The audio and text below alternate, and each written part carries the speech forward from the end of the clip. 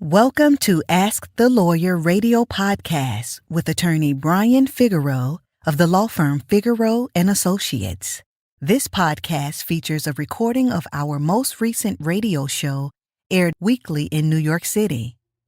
We hope you enjoy the show, which features news, views, and interviews on matters such as immigration, personal injury, bankruptcy, divorce, family law, estate planning, wills and probate, deed transfers, civil rights, criminal defense, workers' compensation, and taxes, both individual and business.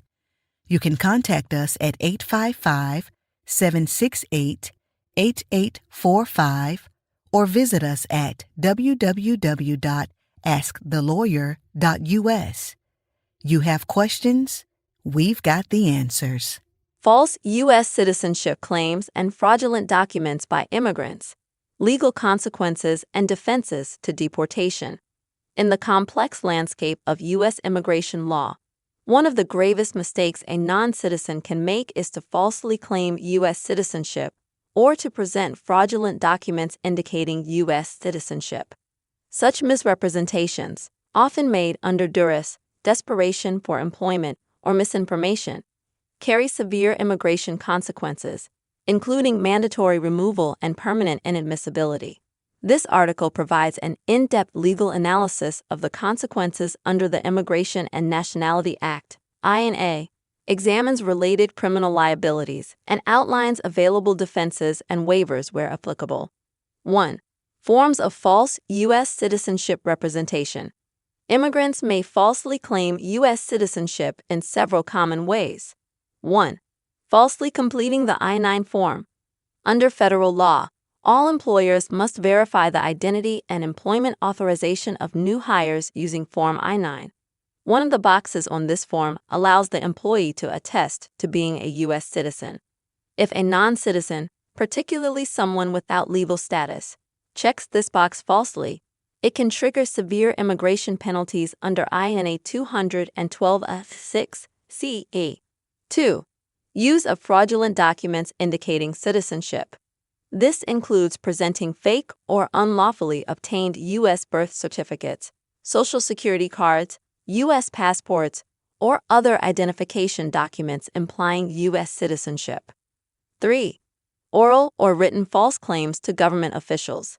This includes telling a law enforcement officer, immigration officer, or other government personnel that the individual is a U.S. citizen, either verbally or on official documents such as voter registration forms, loan applications, or immigration benefit forms.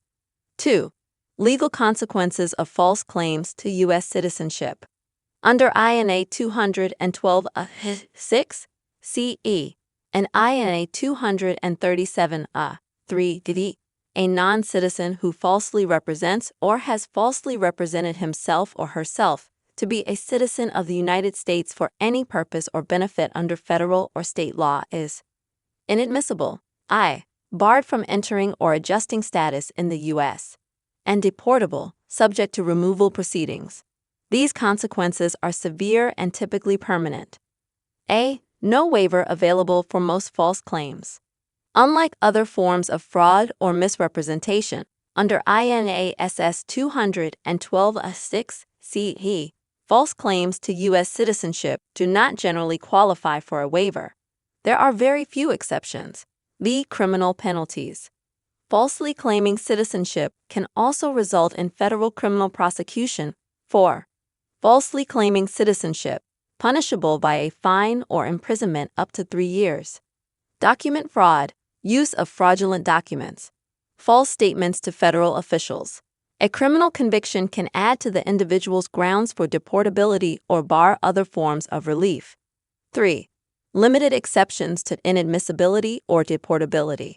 While the law on false claims to citizenship is strict, there are narrow exceptions and possible defenses, including a. The reasonable belief exception. An individual is not inadmissible if the false claim was made before September 30, 1996, or at the time of the claim, the individual reasonably believed that they were a U.S. citizen. Key factors courts consider: whether the person was a minor at the time, whether their parents or guardians were U.S. citizens or had falsely claimed the person was a citizen, the individual's understanding of their immigration status, the totality of the circumstances, education, sophistication, and intent. This exception is narrowly construed and difficult to prove. B. Automatic citizenship misunderstanding. In rare situations, a person may genuinely, but mistakenly, believe they derived U.S. citizenship from a parent through derivative or acquired citizenship. If this belief is reasonable and based on the facts, the parent naturalized while the child was a minor living in the U.S. with lawful status, the defense may be valid. C. Lack of intent or knowledge. Some individuals may check the U.S. citizen box on an I-9 form due to language barriers, literacy issues, or employer coercion.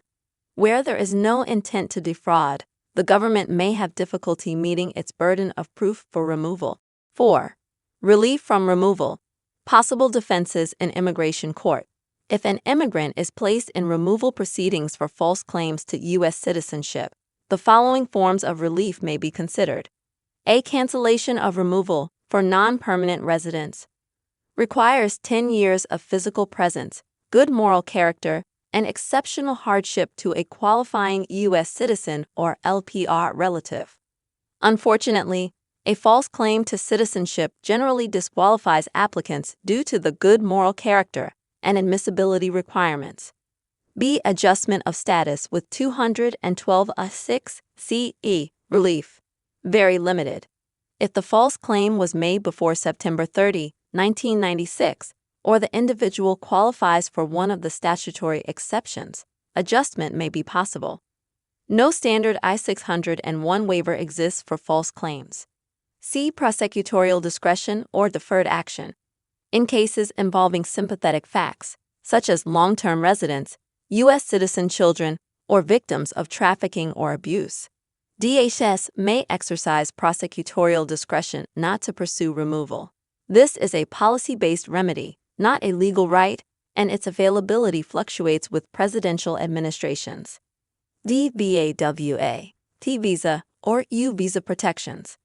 If the false claim was made under coercion, as part of human trafficking, or while suffering abuse from a qualifying U.S. citizen or LPR spouse or parent, victims may qualify for VAWA, T, or U visas, all of which include certain waivers for immigration violations. 5.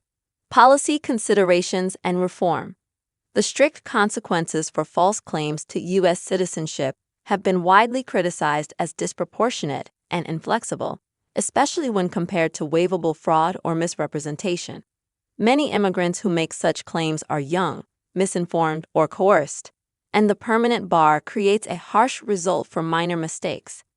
Immigration advocacy groups have long pushed for expanded waivers for good faith mistakes, proportionality based on the severity of the offense, deference to equities like long-term residence, family unity, and humanitarian concerns. So far, however, Congress has not amended this portion of the INAA. 6. Conclusion: falsely claiming U.S. citizenship or using fraudulent documents to do so is one of the most serious violations under immigration law. Such actions typically result in lifetime bars to relief, unless an individual qualifies for one of the rare exceptions. Immigrants who find themselves accused of making such false claims, whether on the I-9 form or elsewhere, should immediately consult competent legal counsel like the law firm of Figaro and Associates to assess whether they may raise defenses under the law, argue a lack of intent, or qualify for humanitarian relief or prosecutorial discretion. While the road is difficult, each case turns on its specific facts. An early intervention by a skilled attorney may offer a viable path forward. Do you have a legal issue, question, or concern? Turn to Ask the Lawyer. You have questions? We've got answers. For a consultation or to refer a client, visit www.askthelawyer.us. Again, www.askthelawyer.us. You can also register for our paralegal program get legal news, business consults, or other information on educational issues. Yes, ask the lawyer. You have questions, we've got answers. For a consultation or to refer a client, visit www.askthelawyer.us. Again, www.askthelawyer.us.